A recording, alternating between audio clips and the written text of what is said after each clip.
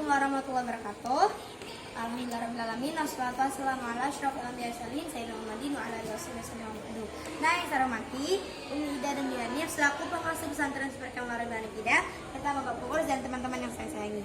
Nah, oke, bertemu lagi dengan saya Azana Ramadhani. Nah, jadi pada malam hari ini saya akan menjelaskan fikih kelas 9 bab tentang qirot dan riba. Nah, jadi apa sih qirot itu?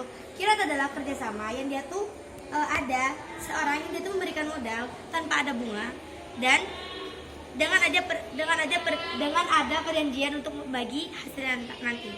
Nah, hukum qirot sendiri itu adalah mubah atau jaiz. Manfaat qirot itu dalam kehidupan sehari adalah untuk membantu mencukupi hidup kita. Karena kita kan makhluk sosial, nggak bisa hidup sendiri. Nah, jadi kita membutuhkan orang lain dalam kerjasama juga.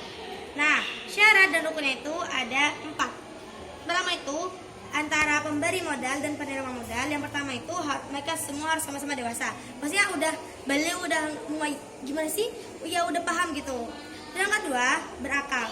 Nah, jadi mereka berdua tuh harus berakal, nggak boleh orang gila. Kalau bukan orang gila, dia nggak bisa dipertanggungjawabkan apa yang diomonginnya. Dan juga sama-sama rela, saling rela antara hukumnya. Terus tentang modal yang diberikan itu harus jelas jumlahnya. Misalkan dikasih 500.000, ya udah 500.000, nggak bisa dikasih 500.000 setengah habis itu berapa, tapi yang dikasihnya cuma 200 tuh nggak boleh. Jadi kalau makan 500 ya udah 500 gitu. Nah, pekerjaan yang akan dilakukan itu ditentukan oleh si penerimanya tadi. Nah, jadi ditentukan oleh si penerima. Jadi si pemberi modal cuma minjemin modal. Terus ntar yang penerima tuh menentukan usahanya sendiri dan itu sesuai bakatnya dia. Misalkan dia bakat di bisnis makanan, di kuliner ya udah di kuliner. Kalau misalkan dia lebih di mebel ya di mebel kayak gitu.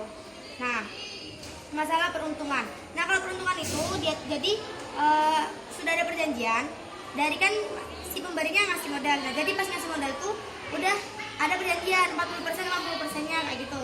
Dari pembagian hasilnya tadi. Nah, yang dimiliki oleh pemberi modal dan penerima modal itu adalah sama-sama jujur dan saling percaya antara satu sama yang lain. Jadi aku harus percaya sama dia juga harus percaya sama aku. Karena kalau nggak ada kepercayaan nggak bakal ada hubungan tadi itu.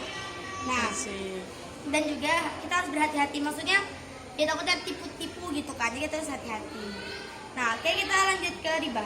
Nah, riba sendiri itu artinya tambahan. Nah, hukum riba itu maksudnya tambahan tuh gini. Misalkan aku pinjam uang ke Dina 1 juta. Nah, kalau misalkan aku nggak bisa ngembaliin dalam waktu 1 bulan, dia akan nambah lagi 200. Jadi misalkan aku lambat ngasih uang ke Dina tuh 2 bulan, berarti aku harus bayar ke Dina 1.400.000.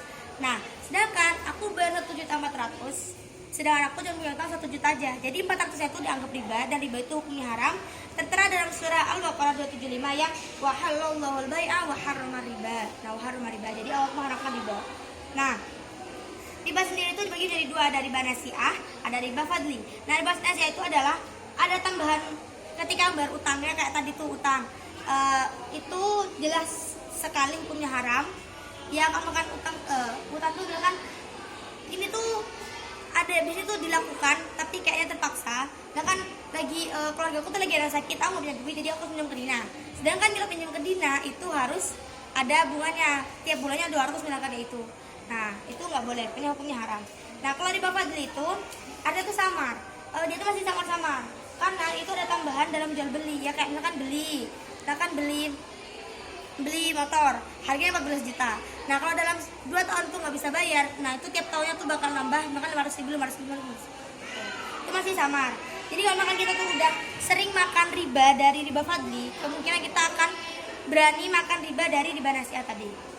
Nah, kan bunga yang ada di bank itu kan itu masih ijtihad. Soalnya kan ini nggak ada zaman Rasulullah, jadi kita belum tahu itu halal apa haramnya. Tapi kayaknya ulama kebanyakan mengharamkan. Nah, jadi usaha untuk menghindari riba itu tadi kita harus berhati-hati dalam jual beli dan juga kalau bisa tuh kita menolak pemberian tambahan ketika ada orang yang membayar utang kayak gitu. Dan juga kalau bisa kita menabung di bank syariah Islam, yang Islam yang syariah, jangan di bank-bank konvensional kayak gitu. Dan juga kalau bisa di bank yang muamalah Islam gitu. Oke, ada menanyakan? Kalau misalnya qirot itu tadi contohnya gimana? Yaudah, kalau Kirot misalkan Dina ngasih ke aku uang berapa ya? 20.000 buat beli roti terus aku jualan. Nah, ntar aku jualan, kan per bijinya itu sebenarnya harganya 1.000, aku jual dari 2.000. Nah, ntar hasilnya kan bakal 40.000 kan. Nah, jadi Dina tuh tadi ngasih uang modal ke aku. Ntar dia dapat bagian di hasilnya. Jadi di pembagian hasilnya, misalkan Dina 40%-nya, Dina 60%-nya, aku 40%-nya. Berarti Dina dapat 16.000. Dina dapat 26.000, aku dapat sisanya kayak gitu. Jadi maksudnya Kirot adalah kerjasama yang dia tuh memberikan modal tanpa adanya bunga, tapi ada perjanjian untuk membagi hasilnya tadi tuh. Oke, cukup sekian dari saya, semoga bermanfaat. Kalau ada kata, wassalamualaikum warahmatullahi wabarakatuh.